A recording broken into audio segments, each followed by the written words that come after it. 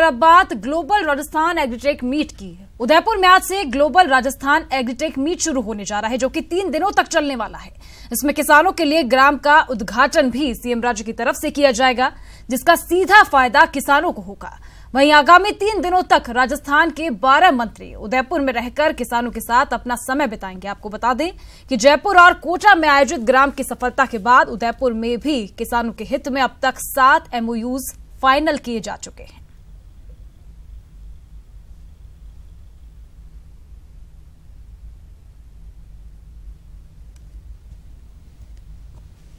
तो पहले जयपुर, उसके बाद कोटा में ग्राम का आयोजन किया गया था और आज से ग्लोबल राजस्थान एग्रीटेक मीट शुरू होगा उदयपुर में, जो कि 3 दिनों तक चलने वाला है। और खास बात ये कि ग्राम का उद्घाटन भी खुद सीएम राज्य के हाथों ही होगा, जिसका सीधा फायदा किसानों को मिलेगा। वहीं पर आगामी 3 दिनों तक राजस्थान के 12 मंत्री भी उदयपुर में रहकर किसानों के साथ अपना समय व्यतीत करेंगे। आपको बता दें कि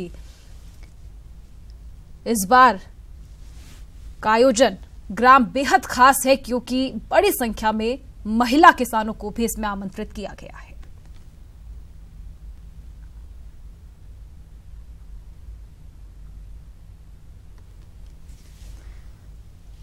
तो ग्राम में किसानों की समस्याओं का समाधान होगा और उदयपुर में इस बार यह आयोजन किया जा रहा है। कम पानी, कम लागत, अधिक उत्पादन ग्राम का यह उद्देश्य है। कुक्कुट पालकों के लिए इनक्यूबेटर का प्रदर्शन यहां पर किया जाएगा। 20,000 से अधिक महिला कृषक भी इस बार ग्राम का हिस्सा होंगी। और चलिए, हमारे साथ इस खबर पर उदयपुर से संवाददाता कपिल श्रीमाली जुड़ चुके हैं। सीधा उनका रुख कर लेते हैं। कपिल, आज उदयपुर में आगाज होने जा रहा है राजस्थान ग्लोबल एग्रीटेक मीट का, क्या कुछ कार्यक्रम की हाइलाइट्स रहने वाली हैं?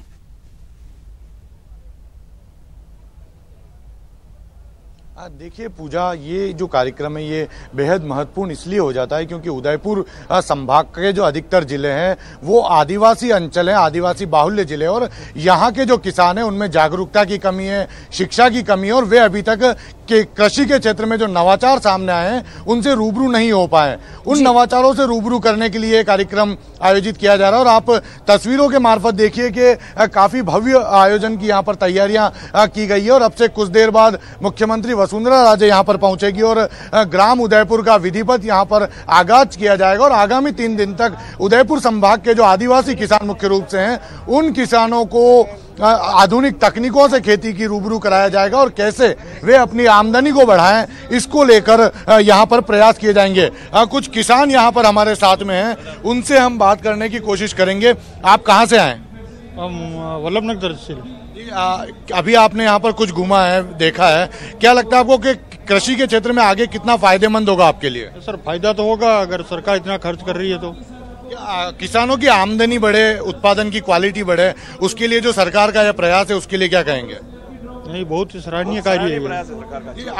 आप कहाँ से आए और आपको लगता है कितना फायदा होगा कृषि में? हम लोग वल्लभपुर तहसील से बाटलाखुर गांव से हैं और ये मैं तो पहली बार इसमें भाग लिया, लेकिन बहुत ही अच्छा लग रहा है। और ये अच्छी सोच समझ के किसान खेती करेंगे तो आमदनी दुगनी हो सकती है, ऐसी कोई बात नहीं। बिल्कुल, देखिए, तो यदि सोच समझकर किसान काम करेंगे और इसके बाद में यदि किसान इन तकनीकों का उपयोग करेंगे तो जरूर उनकी आमदनी में फायदा होगा। हमारे वरिष्ठ सहयोगी सौरभ हमारे साथ में। सौरभ, मुख्यमंत्री कुछ देर में आने वाली है, किस तरह का कार्यक्रम रहने वाला है? देखिए, मुख्यमंत्री जयपुर से रवाना हो चुकी है और कुछ देर में मुख्यमंत्री यहाँ पर पहुंचेंगी और इस ग्लोबल एग्रीटेक मीट का जो है मुख्यमंत्री शुभारंभ करेंगी। और यहाँ पर इन 3 दिनों के दौरान काफी नवाचार देखने को मिलेंगे।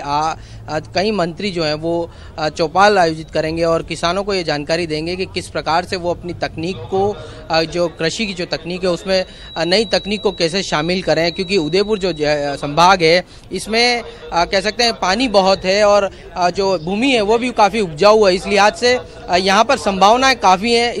इसी कारण से जयपुर और कोटा के बाद उदयपुर में इस मीट का आयोजन किया जा रहा है। और ये अगर किसान इस यहाँ से नई तकनीक लेकर जाते हैं तो किसानों को काफ़ी फायदा होने वाला है। यहाँ से जो है वो अहमदाबाद पास में है, यहाँ से रतलाम, MP सभी जगह से कनेक्टेड ये पूरा संभाग है। इस लिहाज से काफ़ी महत्वपूर्ण इस जगह पर ये एग्रीटेक मीट जो आयोजित हो रही है वो काफ़ी महत्वपूर्ण है।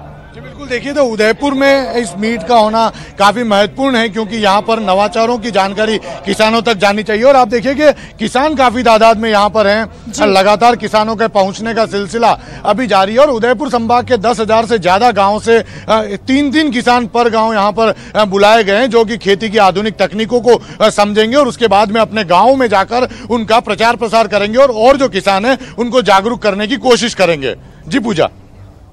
तो बात हो रही है ग्लोबल राजस्थान एग्रीटेक मीट की, जिसकी आज शुरुआत होने वाली है उदयपुर में, जो कि 3 दिनों तक चलने वाला है। ब्रेक से पहले हमने बात की थी, जहां पर हमारे सहयोगी जुड़े थे हमारे साथ, कपिल, उन्होंने कार्यक्रम स्थल के बाहर का नजारा हमें दिखाया था। कार्यक्रम स्थल के अंदर हमारे सहयोगी दिनेश हमारे साथ सीधा जुड़ चुके हैं, उनका रुख कर लेते हैं। दिनेश, किस तरह के कार्यक्रम को लेकर क्या कुछ तैयारियां यहां पर की गई है? सीएम पहुंचने वाली है, उद्घाटन कार्यक्रम का होगा और किसानों को बेहद लाभ होगा इस आयोजन में।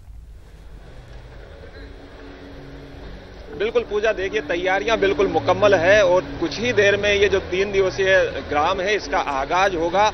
समारोह भव्य रूप से यहाँ पर आयोजित किया जाएगा, बड़े स्तर पर तैयारियां इसके लिए की गई है। एक बार समारोह स्थल की जो तस्वीरें हैं वो हम सीधे दिखाना चाहेंगे अपने दर्शकों तक। आप देख सकते हैं कि भव्य सेट यहाँ पर तैयार किया गया है और मुकम्मल तैयारियां हैं। जो अतिथि हैं उनका पहुंचना यहाँ पर शुरू हो गया है। प्रिंसिपल सेक्रेटरी एग्रीकल्चर नीलकमल दरबारी वो यहाँ पर पहुंच चुके हैं और इसके साथ ही जो दूसरे जो अतिथि है वो यहाँ पर पहुंचना शुरू हो गए हैं। 8 देशों के प्रतिनिधि इस आयोजन में जुटने हैं। उज्बेकिस्तान के राजदूत इस समारोह में मौजूद रहेंगे, फरहोद अर्जीव जो है, क्योंकि उज्बेकिस्तान जो है वो कंट्री पार्टनर है इस आयोजन का। इसके साथ ही 8 देशों के प्रतिनिधि इस समारोह में मौजूद रहेंगे, जो पेरू है, रूस है, स्पेन है, अर्जेंटीना है, जर्मनी है, उन देशों के लोग जो है वो यहाँ पर मौजूद रहेंगे। मेरे साथ एग्रीकल्चर की जो प्रिंसिपल सेक्रेटरी है नीलकमल दरबारी वो सीधे जुड़ गई हैं, उनसे हम बात करते हैं। मैम, क्या खास रहेगा ग्राम में इस बार? ग्राम में हम उदयपुर संभाग की जो कृषि की संभावनाएं हैं उसी पे हमने केंद्रित किया है ये कार्यक्रम। यहाँ पे जैसे मक्का की खेती होती है तो मक्का की प्रोसेसिंग से संबंधित हमने प्रदर्शन लगवाए हैं। दूसरा, यहाँ पे जो स्मार्ट फार्म हमने लगाया है उसमें कृषि के विविधीकरण पे हमने जोर दिया है और किसान भाइयों को भी मेरी यही राय है, सुझाव है कि एक प्रकार की पौध पे या एक प्रकार की उपज पे ध्यान न दें और विविधीकरण करें, यानी विभिन्न प्रकार की जो फसलें हो सकती हैं वो अपने खेतों में लगाएं। अगर अधिकतर भाग में अगर मक्का बो रहे हैं तो उसमें थोड़े से भाग में कुछ फलदार वृक्ष भी लगाएं, कुछ अन्य प्रकार की जो नई चीजें आई हैं जैसे किनोआ आया है वो लगाएं, स्ट्रॉबेरी की संभावनाएं हैं वो लगाएं। इस प्रकार से क्या होगा कि जो उनकी आय के स्रोत हैं वो बढ़ेंगे और उनका रिस्क भी जो है वो एक फसल पे जो रहता है वो कम हो जाएगा। महत्वपूर्ण एमओयूज भी इस समारोह में होने वाले हैं।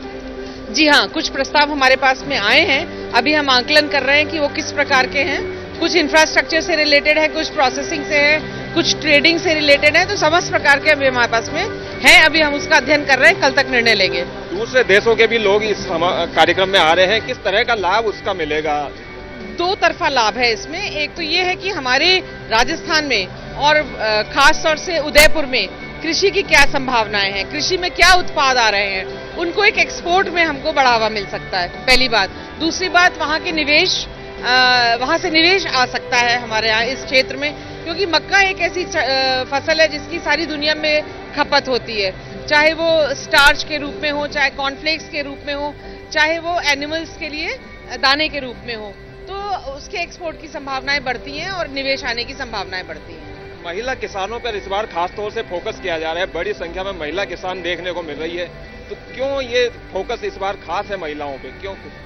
हमारा ये तजुर्बा रहा है कि जब हम विविधीकरण की बात करते हैं, जब हम एकीकृत कृषि की बात करते हैं जिसमें कि हम पशुपालन पे भी जोर देते हैं, उस गतिविधि में महिलाओं का अच्छा योगदान रहता है। तो हम उनको ये संभावनाएं बताएं कि यदि वो एकीकृत कृषि का कार्यक्रम उठाती हैं, हाथ में लेती हैं, तो वो पशुपालन किस प्रकार से करें, चाहे वो डेयरी से संबंधित हो, चाहे वो मुर्गी पालन से संबंधित हो या क्वेल हो जिसे जापानीज बटेर कहते हैं उससे संबंधित हो, तो उसमें प्रचुर संभावनाएं हैं जो महिलाओं के लिए आगे काम में आ सकती हैं। जाजम चौपालों का भी आयोजन होने वाला है, किस तरह की समस्याओं पर उन जाजम चौपालों में मंथन होगा? देखिए, जाजम चौपाल हमारी जयपुर ग्राम में और कोटा ग्राम में बहुत ज्यादा सफल हुई थी, तो उसी आधार पे हमने इसको बढ़ाया है। अब की बार हमने इसको बढ़ाया है, पहले हम 3 करते थे, अब की बार हमने 4 किया है। और वही एक तो कृषि की समस्याओं पे रहेगा, दूसरा उद्यानिकी की समस्याओं पे, तीसरा जो है एनिमल हस्बेंड्री का रहेगा, पशुधन से संबंधित, और चौथा जो नया हमने इस बारी किया है वो हमने महिलाओं से संबंधित और डेयरी से संबंधित रखा है।